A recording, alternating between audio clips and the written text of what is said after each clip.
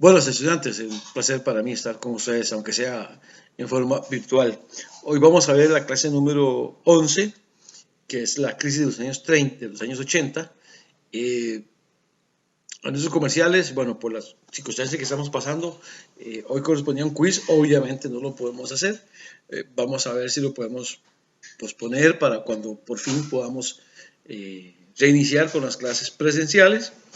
De momento pues hay uno y si no es posible hacer ninguno, pues nos basaremos para evaluar ese 10%, nos basaremos en ese quiz que se hizo.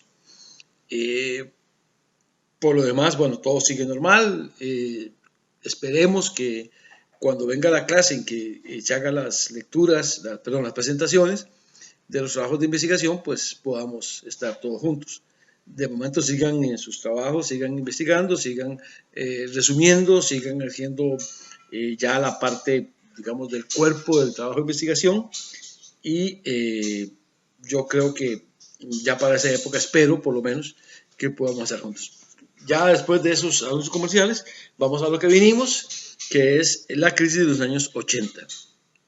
La semana pasada vimos, por medio de videoconferencia, de que hubo en el siglo pasado, en el siglo XX, hubo una serie de crisis del modelo de sustitución de importaciones. Primero hubo crisis de modelo de exportador y que da paso al modelo de sustitución de importaciones y que ese modelo se profundiza en los años 40, cuando comienza a darse todo lo que fue las reformas al Código de Trabajo, a las garantías sociales, y que luego Figueres, cuando gana la guerra del 48, profundiza aún más. Bueno, pero ese modelo entra en crisis. Primero entra en crisis porque no hubo sustitución de importaciones. Ese es el primer gran problema del modelo. Nunca se instituyeron las importaciones, sino que seguíamos dependiendo de las importaciones y seguíamos trayendo ropa y todo lo que fuera del extranjero y que se mantiene hasta hoy. Entonces, en los años 80 se da una gran crisis y vamos a explicar por qué se da esa crisis. Esa crisis empieza un año antes, o perdón, varios años antes, que fue el 23 de agosto de 1973, cuando se da la guerra de Yom Kippur. La guerra de Yom Kippur es una guerra que es muy lejos de nuestros países, de Centroamérica, pero es una guerra entre los países árabes y, por un lado, y por otro, Israel. Israel, que era un país que estaba naciendo, que era un país que estaba, digamos, comenzando la vida de países, de naciones independientes, que era un país pequeño, es atacado por dos ejércitos muy poderosos en aquella época, que eran Egipto y Siria. Dos países árabes que no están de acuerdo en la creación del Estado de Israel, invaden Israel, lo que en aquel momento de Israel queda muy poco con respecto a lo que soy, y comienzan a bombardear Israel. Ese día, el día en que empieza la guerra de Yom Kippur, se celebra, y sí, por eso se llama así, se celebra la festividad de los judíos de Yom Kippur. Yom Kippur es una festividad religiosa y que es como un ayuno, digamos. Se celebra ayunando. No se come, no se ingieren alimentos en honor a, digamos, a esa festividad religiosa. Eso los árabes, concretamente los judíos y los sirios, pero los egipcios y los sirios utilizan esa fecha porque suponen que van a tener mayor posibilidad de éxito militar atacando en esa fecha porque los judíos no han desayunado, no han comido, están débiles supuestamente. Bueno, la cosa es que ese día aviones sirios y egipcios invaden territorio israelí y comienzan a bombardear. Sin embargo, no fue tan exitoso para los árabes porque Israel responde la agresión militar y gana. gana la guerra de Yom Kippur y bueno, a partir de ahí comienza a expandirse hasta lo que es hoy, que es donde tienen a los palestinos más bien, digamos, hacinados y en guetos. Y bueno, pero eso es hoy. Lo importante es que en esa época los israelíes contraatacan y logran ganar la guerra de Yom Kippur. ¿Qué tiene que ver eso con nosotros? Bueno, lo que tiene que ver es que, como hemos dicho en en las lecciones anteriores, el, los árabes tienen un producto que no es postre, sino que es materia prima, que es el petróleo. Entonces, en respuesta a la derrota que sufrieron en Yom Kippur, los países árabes, todos, atacan o acusan no solamente a Israel, sino a Estados Unidos, a Inglaterra, de haber apoyado a los judíos en la guerra de Yom Kippur, cosa que fue obviamente cierto. Entonces, los países árabes deciden no venderle petróleo ni a Estados Unidos ni a Inglaterra, con lo cual genera crisis en esos países. Y como hemos visto reiteradamente en nuestras clases, cuando entra en crisis Inglaterra y Estados Unidos, entramos en crisis nosotros. ¿Por qué? Porque producimos artículos postres. Entonces, como los árabes no le venden petróleo a Estados Unidos e Inglaterra por haber esos dos países, Estados Unidos e Inglaterra, haber apoyado a Israel militarmente, esos países, como no tienen petróleo, entran en crisis. Y lo primero que dejan de comprar son los famosísimos y reiterados en esta clase como los productos postres. Entonces Costa Rica entra en una crisis. Esa crisis, devenida después de la guerra de Yom Kippur, hace que Costa Rica entre en crisis. Y entonces se viene la época de las vacas flacas, donde el Estado no tiene ingresos, donde no hay posibilidades de reinversión, no hay industrias, no hay crecimiento económico, sino que más bien se achica el espectro económico. Entonces, eso genera lo que hemos dicho siempre, una debilidad histórica de América Latina y en caso concreto de Costa Rica por producir artículos postres que van a ser determinados por el mercado. O sea, el mercado es el que determina el precio, la cantidad y el tiempo en que se producen se consumen esos productos. Entonces Costa Rica queda en total indefensión. Bueno, y no solamente Costa Rica, todos los países de América Latina, pero estamos hablando del caso de Costa Rica. Entonces eso hace surgir un grupo de pensadores que ahora vamos a llamar neoliberales. Acordémonos que los primeros fueron los liberales de Adam Smith, que decían que el Estado no debe intervenir en la economía, de que el Estado debería hacer, cumplir aquella frase de laissez-faire, laissez-passer, o sea, dejar hacer, dejar pasar. Entonces, esos economistas fueron, digamos, dominados, fueron superados por Keynes, como vimos en la lección pasada, de que decían que el Estado debería intervenir en la economía. Ahora surgieron neoliberales en los años 80, 90. Esos neoliberales lo que proponen es volver al liberalismo, donde el Estado no interviniera en la economía. Esos neoliberales van a ser conocidos como los Chicago Boys o en español los chicos de Chicago. ¿Y por qué los chicos de Chicago? Bueno, porque la escuela de los neoliberales va a estar afincada en Chicago. ¿Y por qué en Chicago? Bueno, porque en Chicago está la Universidad de Chicago y el decano de la Escuela de Economía es Milton Friedman. Y Milton Friedman es el papá, digamos, ideológico, el papá intelectual de los Chicago Boys. Entonces, en esta universidad se va a crear una corriente filosófica que se va a llamar neoliberales y que lo que proponen es volver al liberalismo de hace 2-3 siglos. Y que lo que pretende es que el Estado no intervenga en la economía, privatizarlo todo, que es en el que estamos ahora.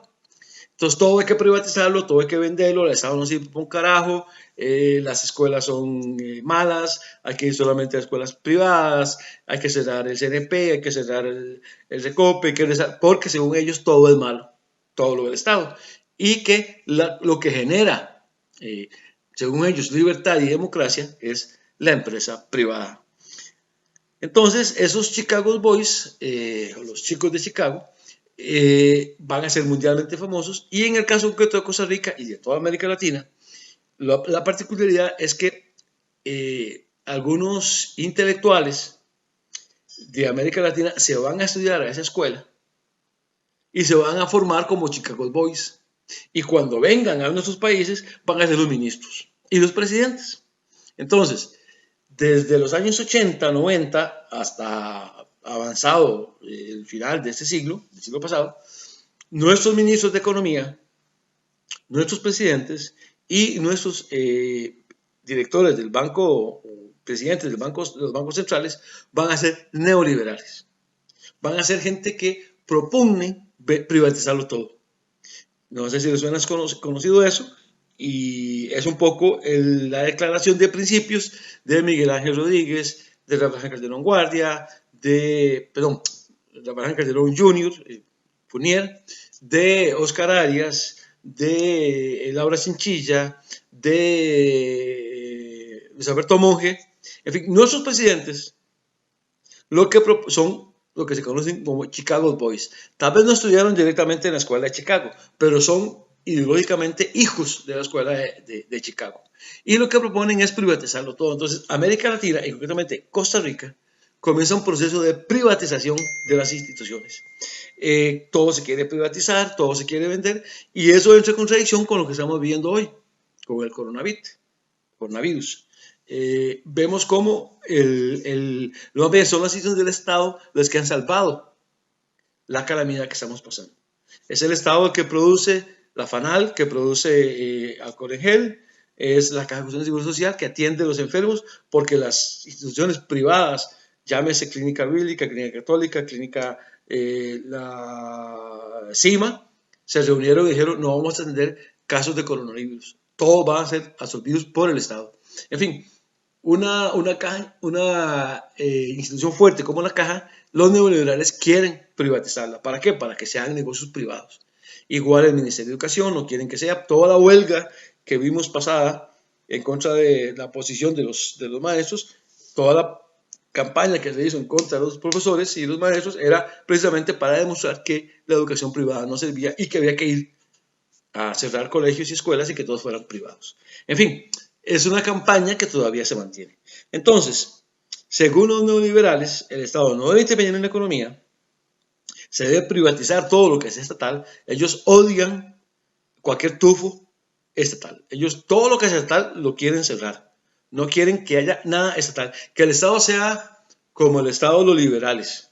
Un Estado que solo sirva para garrotear a la gente cuando protesta, a gasear, a echar gases a los obreros cuando protestan. Eso es lo que quieren los neoliberales de nuestro Estado. Entonces, bueno, otro elemento importante, ellos quieren que no haya impuestos o que sea mínimo el impuesto, que la empresa privada sea ama y señor de lo que pasa en nuestros países y que no haya y muchos impuestos para que obviamente los empresarios sean los que, digamos, tienen las ganancias. Otro elemento importante, ellos como quieren precisarlo todo, quieren que las regulaciones a la empresa privada sean mínimas, o sea, que se acabe las garantías sociales. Ellos tienen una campaña en contra de las garantías sociales, quieren que se elimine el aguinaldo, que se elimine la jornada laboral. Ahora están hablando, sobre todo con eso del coronavirus, que se elimine la jornada de 8 horas para que ellos puedan explotar a la gente cuando quieran o por la cantidad de tiempo que quieran. Y están hablando de jornadas alternativas de trabajo, cosa que va en contra de lo que vimos la semana pasada, de que habían jornadas establecidas. Quieren eliminar el salario mínimo, quieren eliminar todas las garantías sociales que se avalaron en los años 40. Entonces, eso hace que entonces no haya una unificación en este momento entre la gente que pensaba de una forma que fue creado después del 48 y lo que quieren ahora los neoliberales. Y eso es lo que estamos viendo ahora. En este momento en nuestros países, concretamente en Costa Rica, hay una relación como de tensión entre dos posiciones. Por un lado, los neoliberales que quieren privatizarlo todo, que quieren volver a la época de antes del 40, y los que pretenden que haya regulaciones del Estado, que haya alguna forma de, digamos, regular esto. ¿Cómo inició todo este proceso en que los neoliberales adquirieron poder? Empezó con los PAES. Los PAES son programas de ajuste estructural. Y está el PAE 1, PAE 2, PAE 3. El PAE 1 fue establecido en el tiempo de Luis Alberto Monge, el PAE 2 fue en el tiempo de Oscar Arias y el PAE 3 fue en el tiempo de Figueres. Figueres, María José María Figueres. Y lo que pretenden los PAEs es, como bien lo dicen, es el programa de ajuste estructural y es la receta que nos manda el Fondo Monetario Internacional que nosotros debemos aplicar. Y los PAEs es la desregulación de nuestra economía. Es decir, que el Estado deje de ser un actor importante, que el Estado deje de intervenir en la economía y que sea la mano invisible de Adam Smith, la supuesta mano invisible de Adam Smith, la que regule el mercado. Es decir, que el Estado no intervenga en la economía, que el Estado como dijo Melquiades, huyamos por la izquierda y deje que el único actor de la sociedad, el único actor económico sea la empresa privada y que el Estado no intervenga en la economía. Esto obviamente va a ser muy rebatido por algunos sectores. Para un poco hablar de lo que es el modelo neoliberal, vamos a ver el siguiente video. Por favor, pongan atención. Ya volvemos.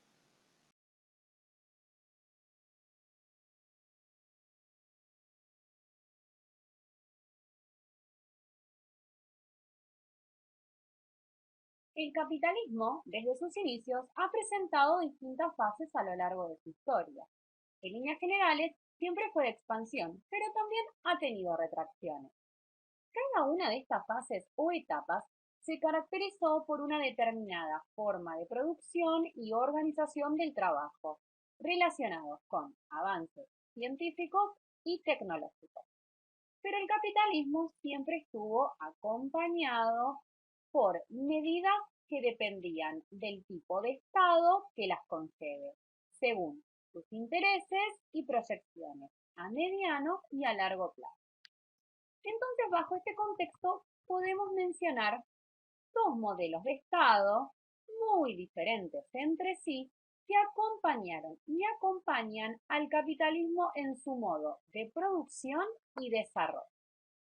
El primero de los modelos es conocido como estado de bienestar y el segundo, estado neoliberal.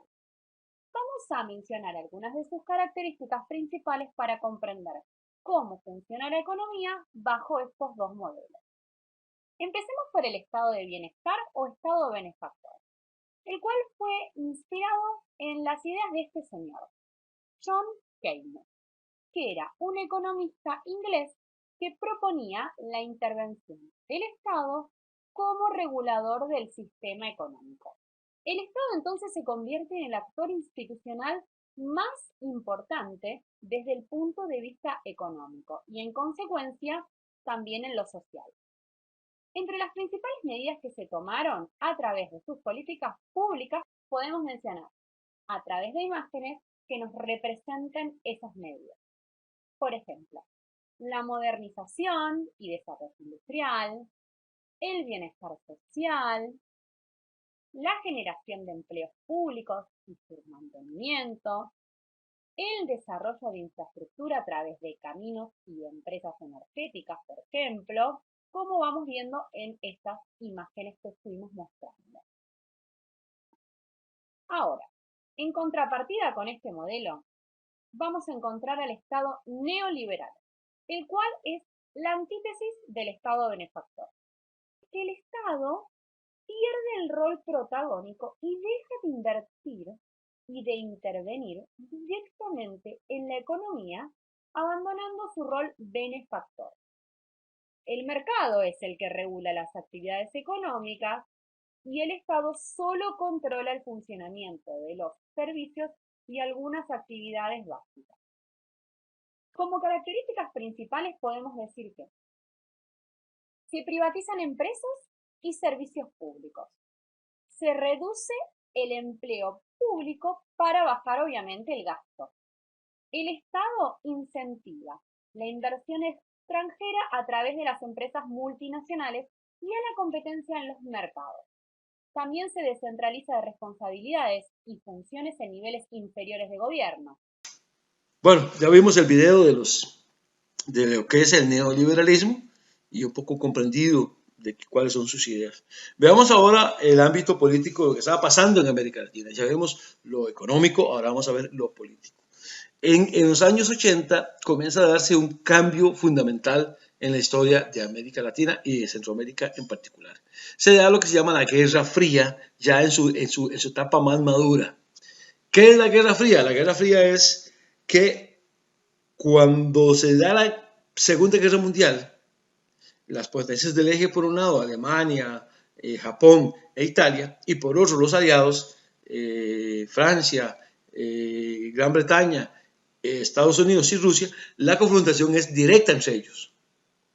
Es decir, soldados alemanes atacan Inglaterra, soldados alemanes atacan Rusia, Rusia ataca a Alemania, Estados Unidos ataca a Alemania. Es decir, la guerra es entre iguales. Pero cuando termina la Primera Guerra Mundial comienza a darse la Guerra Fría. Ya no es una guerra caliente, sino que es una guerra fría.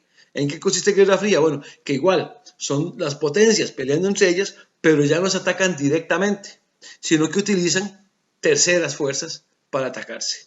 Es decir, Estados Unidos utiliza a sus vasallos, a sus colonias, a sus países amigos para pelear contra Rusia.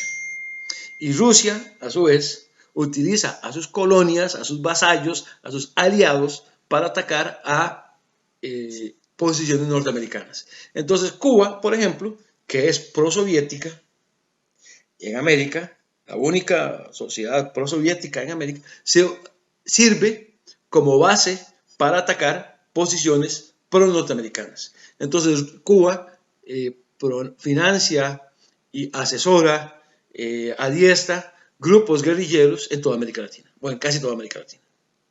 Entonces, en África se da igual, en Asia se da igual, se da la guerra de Vietnam, se da la guerra de Angola, se da la guerra en Argelia, etc. O sea, donde Estados Unidos y Rusia no se atacan directamente entre ellos, sino que utilizan como peones para ver cuál tiene mejor poder y cuál tiene mayor capacidad armamentista para atacarse entre ellos.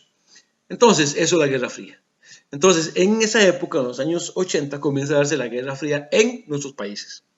Y comienza a darse una conflagración directa entre países de América, y concretamente de Centroamérica, pero que en realidad esa guerra la están librando a miles de kilómetros.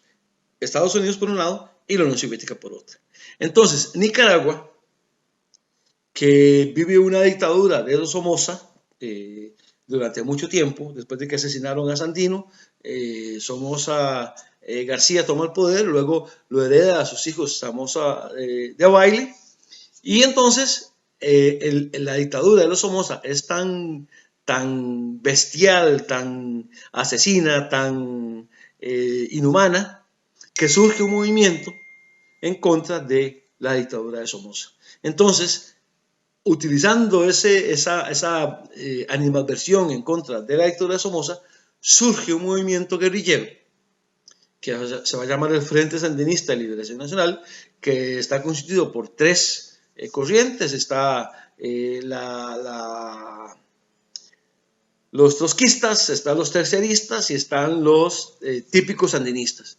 Entonces se juntan, son tres frentes diferentes, se juntan y fundan el Frente Sandinista de Liberación Nacional y arremeten contra la dictadura de Somoza, que va a tener un gran apoyo de Estados Unidos, pero los sandinistas van a tener un gran apoyo de diferentes sociedades. Costa Rica, por ejemplo, se puso a favor, así abiertamente, a favor de los sandinistas, igual que Panamá, igual que otros países, Cuba, y entonces se crea una guerra en contra de los somocistas y ganan los del Frente Sandinista. Eso es Guerra Fría aplicada en Costa Rica, pero también en Centroamérica. Pero también no solamente había un foco de guerra en Nicaragua, también había foco de guerra en El Salvador, donde se junta, se crea el Frente Faraón Martí para la Liberación Nacional, que va a luchar en contra de Arena, que es el partido de derecha, el partido que es apoyado por la oligarquía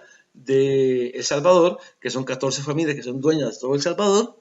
Entonces, el Faraón Martí se hace fuerte en las zonas rurales, como en Usulatán, y tienen su base militar en Usulatán, y constantemente están atacando a San Salvador, que es la capital, y se da igual guerra civil despiadada con muertos, etc. Igual pues en Guatemala con la Unión Guerrillera Guatemalteca, y se dan guerras. Y guerras muy cruentas, guerras muy, digamos, muy, que no tienen sentido. Para hablar de eso, para entender eso, vamos a ver ahora el video de las luchas democráticas en Centroamérica. Ojo con el video. Los países centroamericanos tenemos muchas cosas en común, pero también grandes diferencias. Soy Osvaldo Sancho, y en este video de Profe en Casa estudiaremos los procesos de democratización en Centroamérica. Para desarrollar esta temática, hemos seleccionado 3 países muy representativos: Nicaragua, Guatemala y El Salvador. En todos ellos, las causas fundamentales de los conflictos fueron las luchas entre liberales y conservadores, las desigualdades económicas, la intervención política de los Estados Unidos, la debilidad de las economías agroexportadoras y monocultivistas, la ausencia de legislación laboral, el maltrato a la población indígena y la inestabilidad política manifestada en dictaduras y golpes de Estado. Analizaremos entonces la situación política de estos 3 países centroamericanos a lo largo del siglo XX. Consideremos 3 grandes etapas de la historia política centroamericana: las dictaduras, el periodo revolucionario y los gobiernos civiles. Nicaragua es el país centroamericano más extenso. Este país experimentó una intervención militar norteamericana de 1912 a 1933, de 1926 a 1933, y después de 7 años de lucha, surge la figura de Augusto Nicolás Calderón Sandino, conocido como Augusto César Sandino, quien logra expulsar a los extranjeros. Sin embargo, los norteamericanos dejaron una Guardia Nacional muy bien entrenada, que mantuvo el dominio de Estados Unidos en este país. Sandino fue un gran patriota y un gran revolucionario nicaragüense, líder de la resistencia contra la ocupación estadounidense. Su lucha motivó la llegada al poder de Anastasio Somoza García, quien en una actitud de traición mandó a detener y asesinar a Sandino en 1934. El gobierno de Somoza inicia en el año 1937. Contó con el apoyo de los Estados Unidos y se extendió hasta su asesinato en 1956. Mientras eso sucedía en Nicaragua, el panorama de Guatemala nos muestra un país caracterizado por la existencia de grandes diferencias sociales, explotación a los campesinos e indígenas, torturas, asesinatos, rivalidades políticas y militares. De 1931 a 1944, Guatemala vivió bajo la dictadura del general Jorge Ubico Castañeda. En 1944, su gobierno empieza a mostrar serios signos de debilidad. La oposición del pueblo y de sus adversarios provocó un golpe de Estado que finalmente lo obliga a renunciar para ese año. Paralelamente a esta situación, El Salvador vivía su propia dictadura. Maximiliano Hernández Martínez fue el dictador del Salvador de 1931 a 1944. La larga lucha por alcanzar la democracia en este país es notable en el periodo que va de 1944 a 1970 y estuvo marcada por la muerte, la destrucción y la inestabilidad política. Si avanzamos un poco más en la historia, nos encontramos ahora con una coyuntura que nos presenta un panorama de dictaduras y guerras civiles. En el caso de Nicaragua, fue muy significativa la dictadura de 45 años liderada por los hijos de Somoza, Luis Somoza de Baile y Anastasio Somoza de Baile. Fue una época caracterizada por la persecución, la tortura, el secuestro y las elecciones fraudulentas.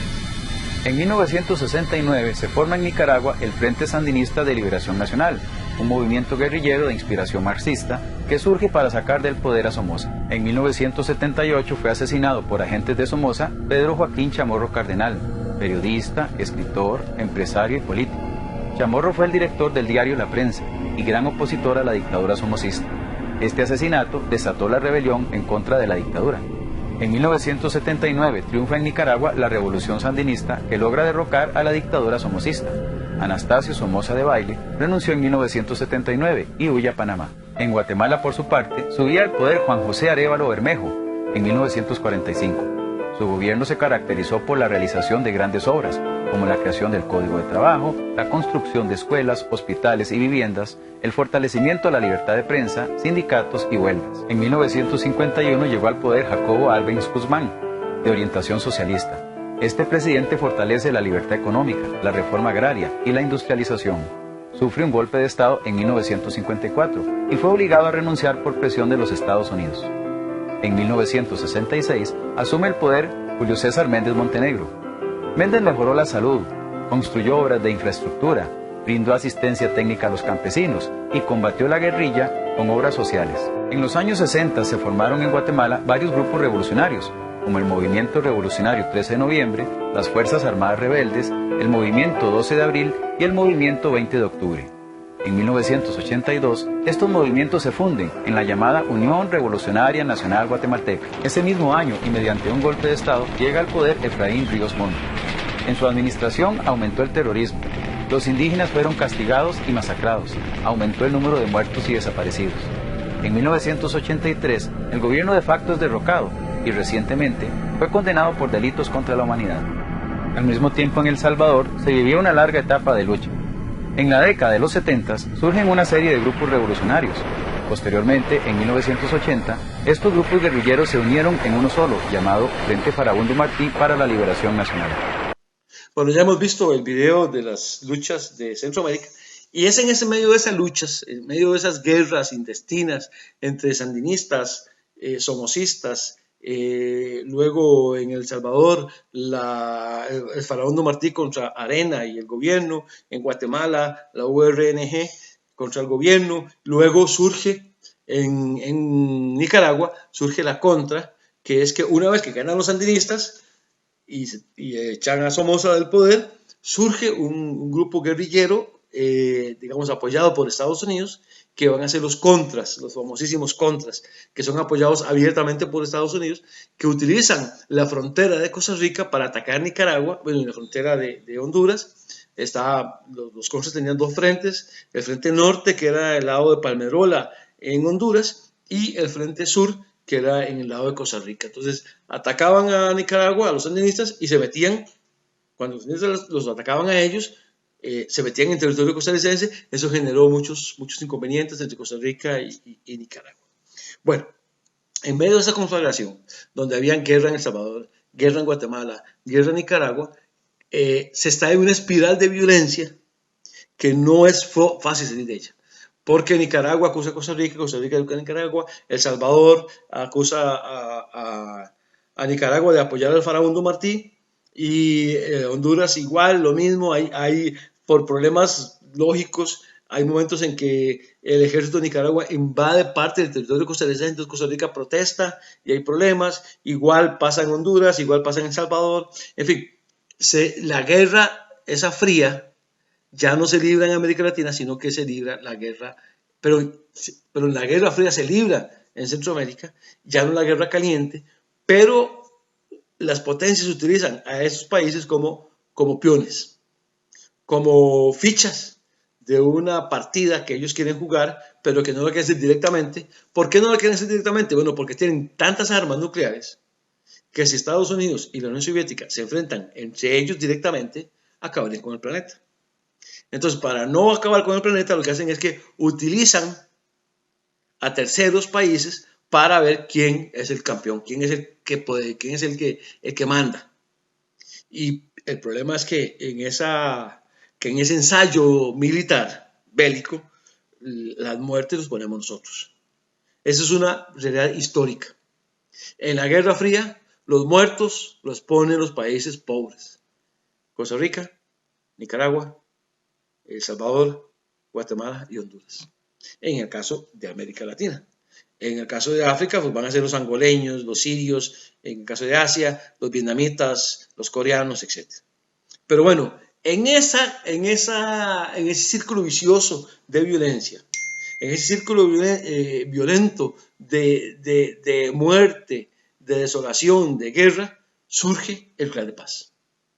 Oscar Arias surge o da cabida o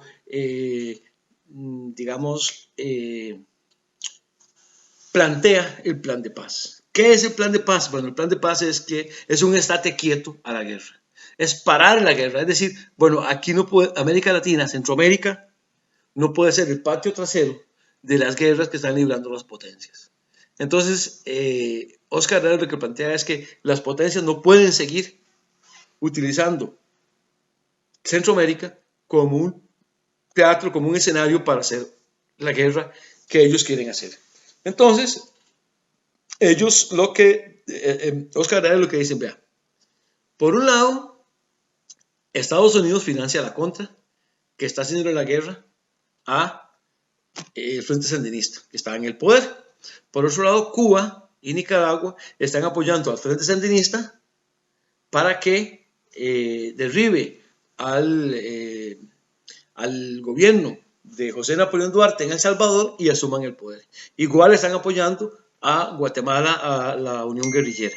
Entonces, él dice, Oscar, tenemos que parar esto. Porque si no paramos esto, esto va a terminar mal. Esto va a terminar con consecuencias irreparables.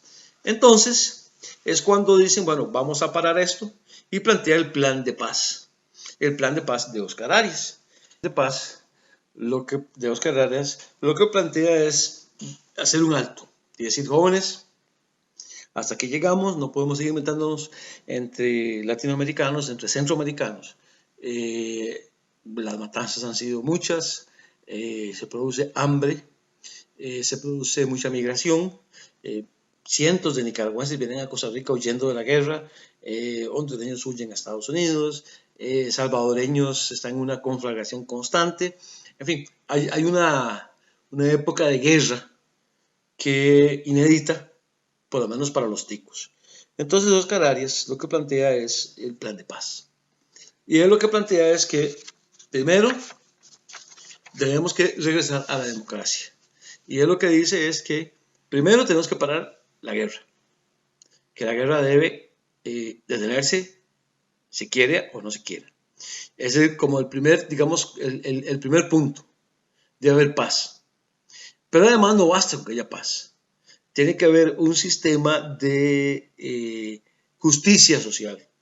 Debe haber un tipo de elecciones libres. Que la gente elija democráticamente. Que la gente elija libremente a sus gobernantes.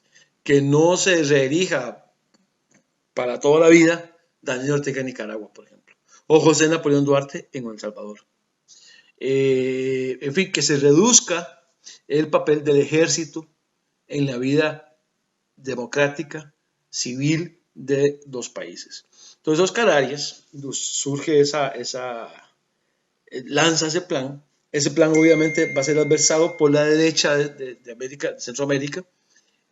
Va a ser constantes, por ejemplo, en Costa Rica, los editoriales de La Nación en contra del plan de paz, diciendo que Oscar Arias está loco, que Oscar Arias no debe, que el plan de paz no tiene ninguna viabilidad histórica. Obviamente también cuenta con la oposición de Estados Unidos, sobre todo la derecha recalcitrante de Estados Unidos. Acordémonos que el presidente en Estados Unidos es Reagan, que es un típico neoliberal, un típico un ideólogo de la derecha extrema, de la derecha fuerte, de la conservadora, la derecha de verdad. Y obviamente le van a hacer todas las posibilidades de que fracase el plan de paz. La CIA, que manejaba todos los intereses de la contra en Costa Rica y en América Central, va a hacer todo lo posible porque el plan de paz fracase. Se reúnen en Guatemala y surge la posibilidad de que haya un plan de paz que, digamos, triunfe. Eso es lo que vamos a ver en este video, que es precisamente nos habla del plan de paz, de por qué se da y cómo triunfa. Veamos el plan de paz.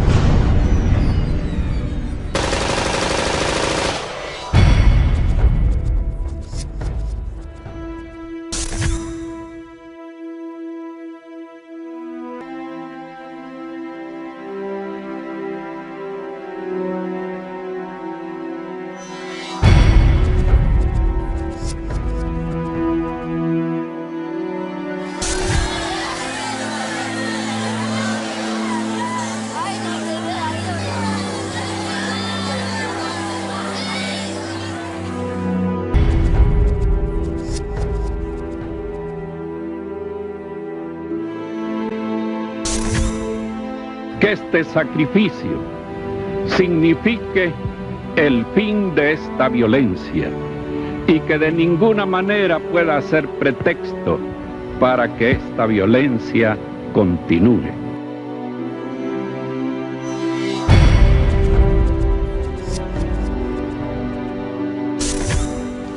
Es lógico que haya mucho interés en el pueblo nicaragüense, en los pueblos latinoamericanos, ante la problemática que vive en nuestro país y ante el tipo de relaciones que se han venido desarrollando con la Unión Soviética.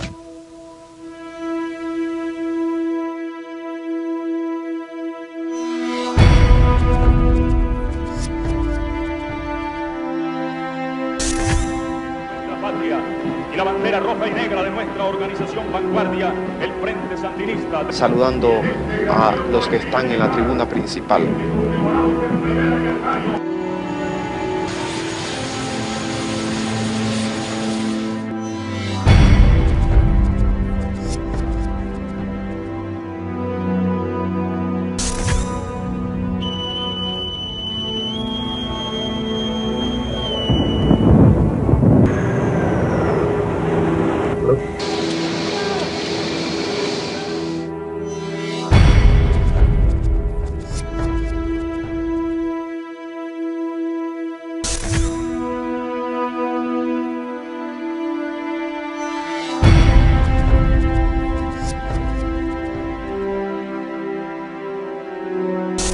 Este movimiento es imparable.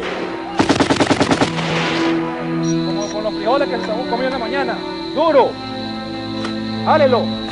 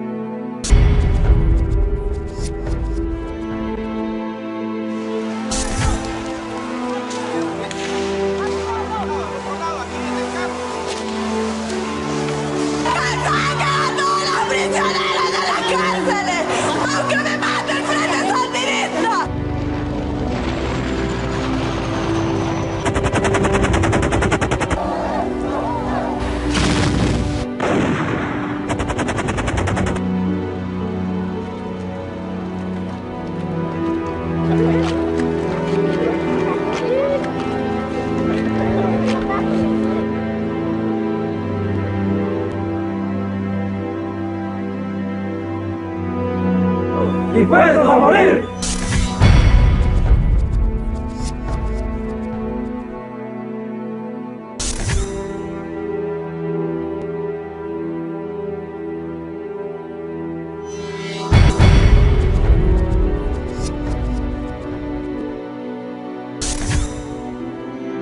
Ese tiene que estar, ¿ok?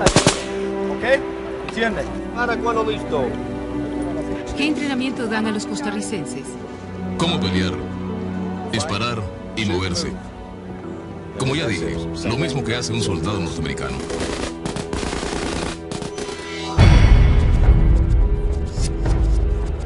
¿Jura o promete que el testimonio que va a dar a este comité es la verdad y nada más que la verdad? Lo juro. Mire, señor, antes que usted partiera a hacerse cargo de su nuevo trabajo como embajador ante Costa Rica, ¿tuvo usted una conversación con el coronel North en la cual le pidió emprender una misión en su nueva posición como embajador? Es correcto. ¿Puede decirle al comité lo que el coronel North le pidió que hiciera? El coronel North me pidió ir allí a abrir el Frente Sur. ¿Qué le contestó usted? ¿Qué le dije yo a él? Sí, señor. Bueno, no recuerdo mis palabras exactas, pero dije, si eso es lo que quieren, eso es lo que trataremos de hacer. Está muy bien, las tropas están excelentes.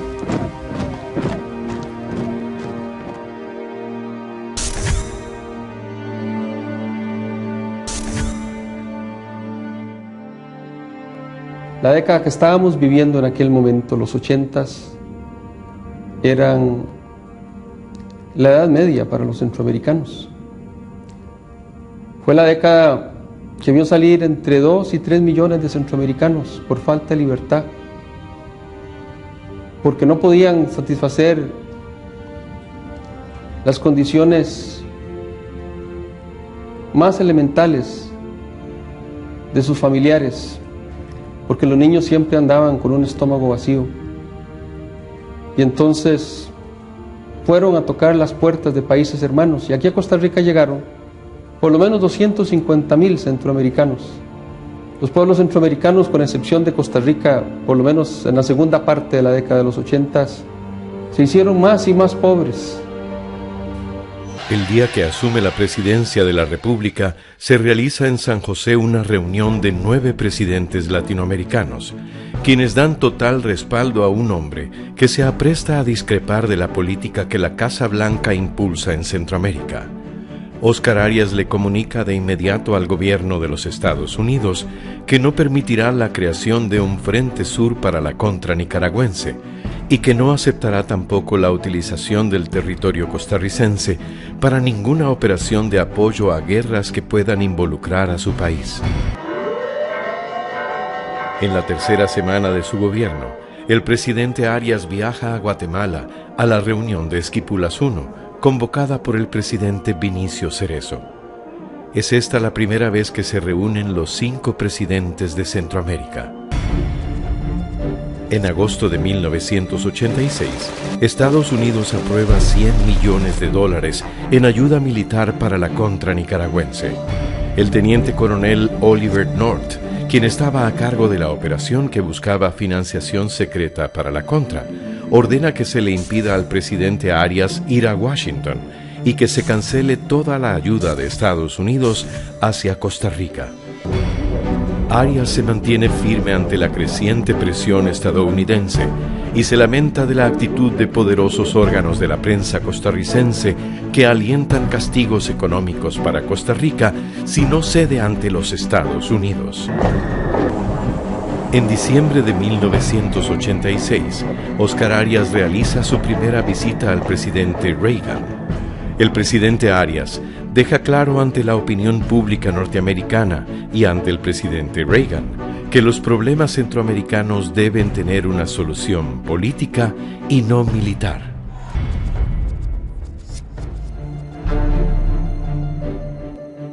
Los hombres de línea dura logran que el presidente Reagan pida ver al presidente Arias para presionarlo personalmente. Se produce una tensa reunión entre los dos mandatarios en la que Reagan reitera su compromiso con la vía armada para Centroamérica y pide que la propuesta de paz de Costa Rica se cambie. Solicita que no se invite al gobierno de Nicaragua y que se incluya a la contra. El presidente Arias le manifiesta al presidente Reagan que él luchará hasta el último minuto para que la reunión de Esquipulas II se realice y se discuta su plan de paz. Para ese momento el futuro del plan de paz es incierto y la prensa internacional, y especialmente la prensa nacional, anuncian el inminente fracaso de la reunión de presidentes. El presidente Arias se niega a reconocer la posibilidad de la derrota y confía plenamente en la asistencia de todos los presidentes a la reunión en Guatemala. Está seguro de que al final será el diálogo y no la confrontación lo que va a prevalecer. El presidente Arias, renovado y fortalecido por el apoyo de los costarricenses, parte hacia Guatemala. Contra todo pronóstico, contra todos los augurios de derrota, contra minorías extremas, contra intereses mezquinos, la reunión se lleva a cabo con la asistencia de todos los presidentes de Centroamérica. Y todo el mundo me decía, nadie va a firmar. Mentira, que puede firmar El Salvador a la par de Nicaragua. Porque ya se conocían que habían posiciones muy distintas entre los dos gobiernos. Y en la madrugada, yo le dije a mis colegas, si salimos de este cuarto no vamos a firmar, hagámoslo ahora. Y firmamos los 5 presidentes. Fue una sorpresa para el mundo.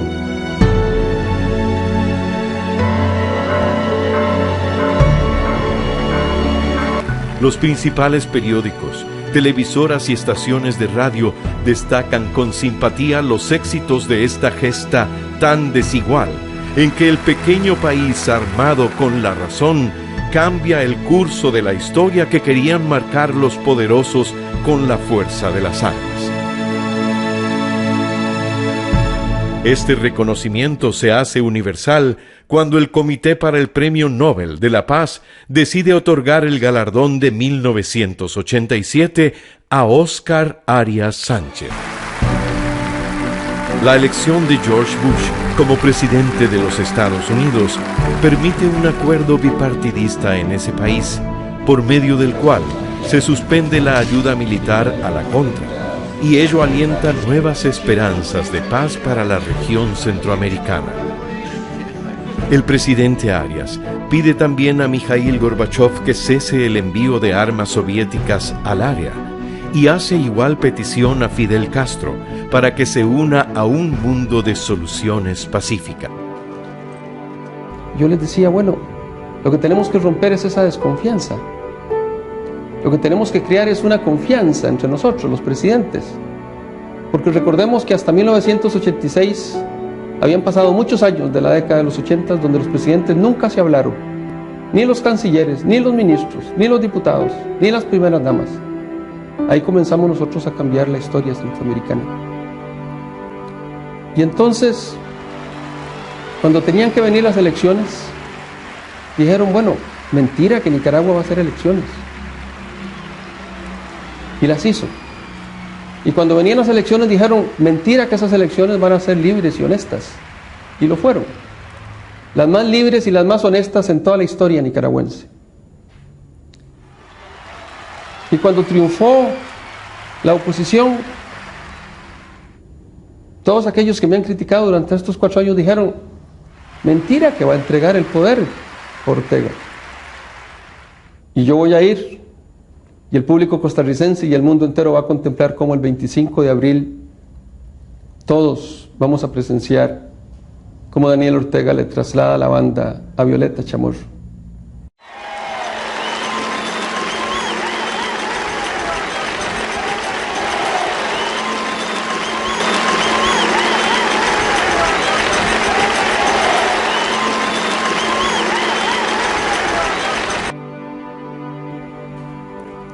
Lo primero que decidimos fue quememos las armas que entrega la contra las Naciones Unidas.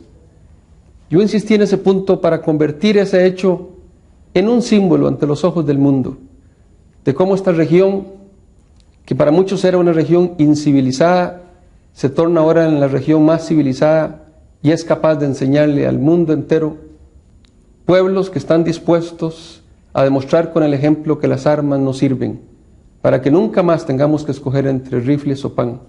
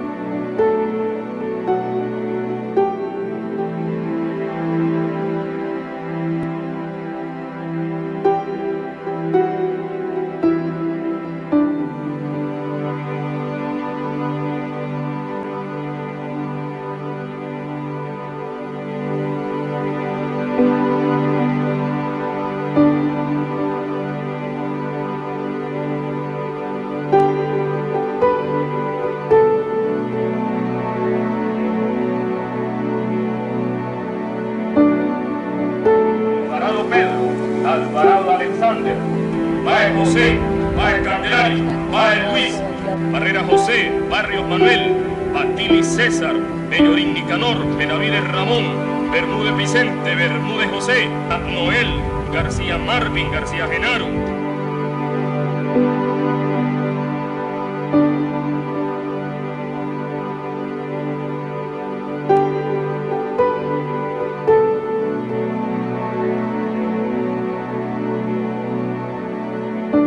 Que siga la paz, para eso los desmovilizamos, damos estas armas porque ya no queremos más guerra. Junto con mis padres, gracias a Dios porque salí vivo en esta guerra.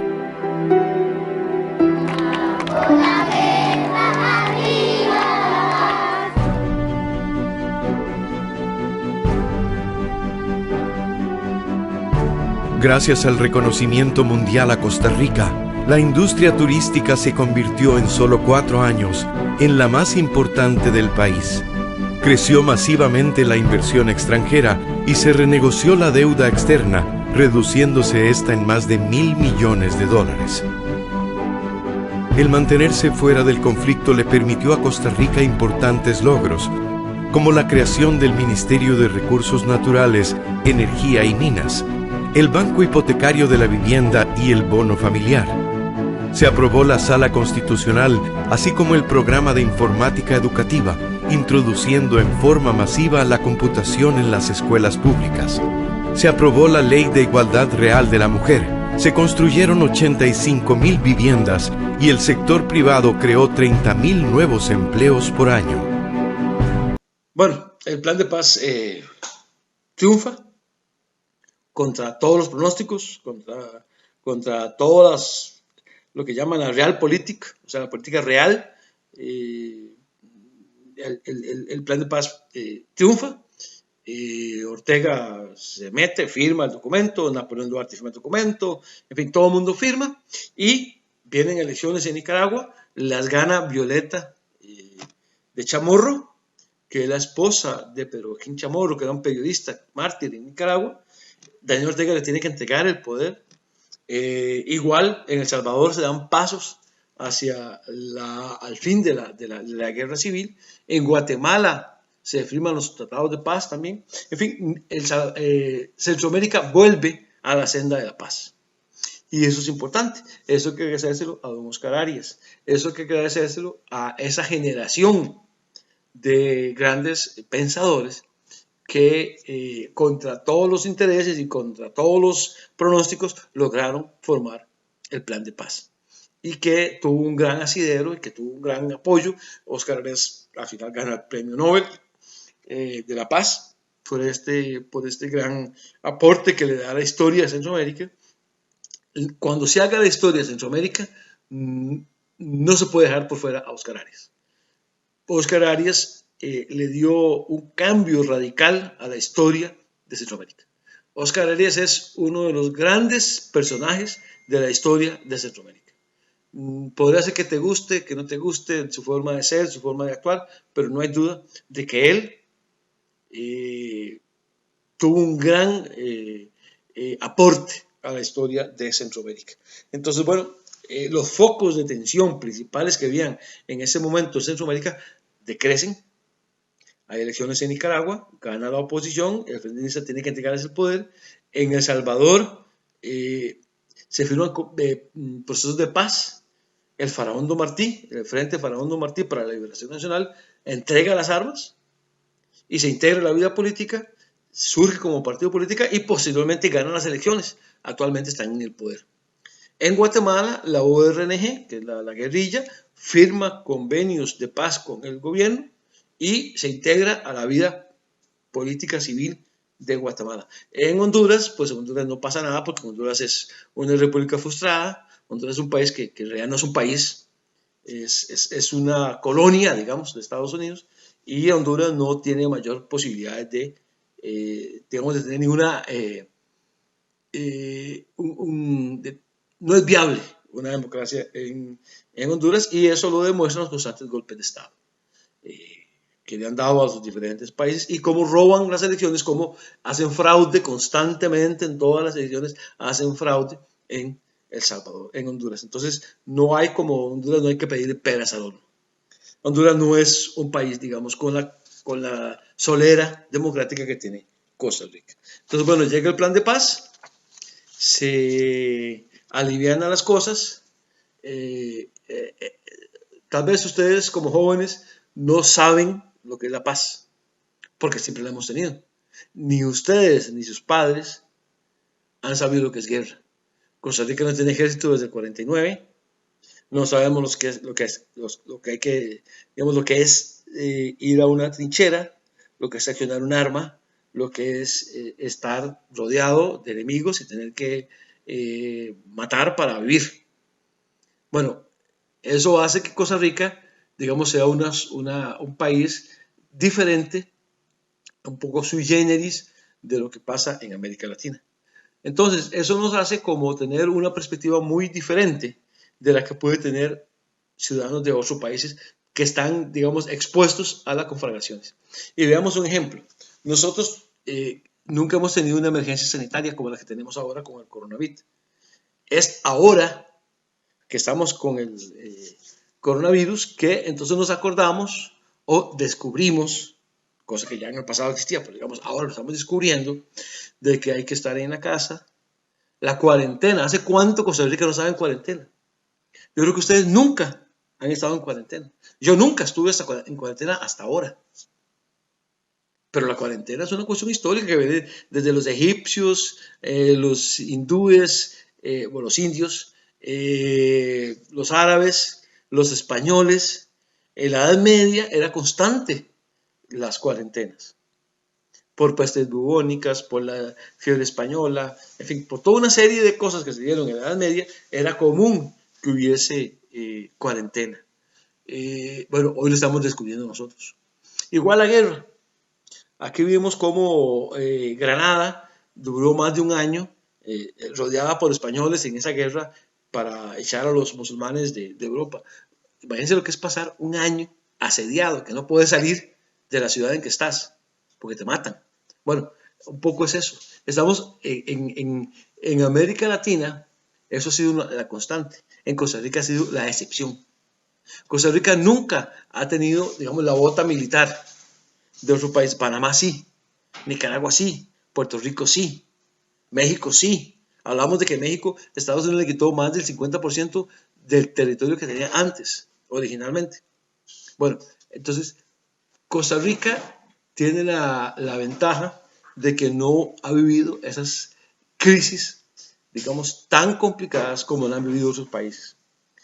Costa Rica ha sido como un país favorecido por la historia. No tenemos servicio militar, no hemos pasado grandes calamidades naturales. Por ejemplo, en Costa Rica no ha habido grandes erupciones de volcanes, no ha habido grandes terremotos, no ha habido grandes huracanes como en Puerto Rico, y las compañeras de Puerto Rico que están en esa clase pueden dar fe de ello. En fin, tampoco hemos tenido grandes tragedias sociales, o sea, no hasta ahora que viene el coronavirus, pero los muertos han sido muy pocos, no ha habido tanta incidencia, por dicha. Tampoco hemos tenido grandes incidencias militares, solo una dictadura militar que fue la de Tinoco, que ya vimos que duró poco tiempo. En fin, Costa Rica es una sociedad que ha sido como, digamos, ha vivido, le ha tocado la suerte de tener una historia que no es de extremos. No tenemos grandes accidentes geográficos, no tenemos grandes catástrofes militares ni naturales. Nuestros gobiernos son más o menos democráticos en general. Duran 4 años, nadie se muere en 4 años, no hay guerras constantes. La última fue en el 48, ninguno de ustedes existía, ninguno de ustedes vivía, o sea, ni siquiera estaban en proyecto, tal vez ni ustedes ni sus padres. Es decir, acuérdense que Nicaragua estuvo en guerra hasta hace, no sé, 11, 12 años. El Salvador también, Guatemala también. Colombia, hasta hace poquito se firmaron los estados de paz entre la guerrilla y el Estado. En fin, Costa Rica es una sociedad que ha estado aislada de esas grandes conflagraciones, tanto naturales como militares, políticas. Y aquí, pues, si a usted no le gusta un gobierno, tiene 4 años para luego cambiar a otro. Y si no le gusta ese, pues cambia al otro. Y ahí va. No existen dictaduras, no existen grandes latifundios, no existen terratenientes, no existen grandes ficas y, lo importante, existe libertad. Hoy, si a usted no le gusta la vida que está llevando, pues puede cambiar. Si no le gusta cómo vive, pues cambia. Simplemente renuncia a lo que tiene e incluso puede irse del país. Puede irse a Estados Unidos cuando se consigue la visa, o hasta de espalda mojada si quiere, se va para Estados Unidos y desarrolla su vida. O cambia de profesión, o cambia de... Otros países no tienen esa posibilidad. no tienen esa libertad que tenemos nosotros. Costa Rica es un país que no existe ejército que digamos, reprima a la gente, no existe un gobierno dictatorial. En fin, eso es un poco lo que hemos desarrollado nosotros en nuestra sociedad.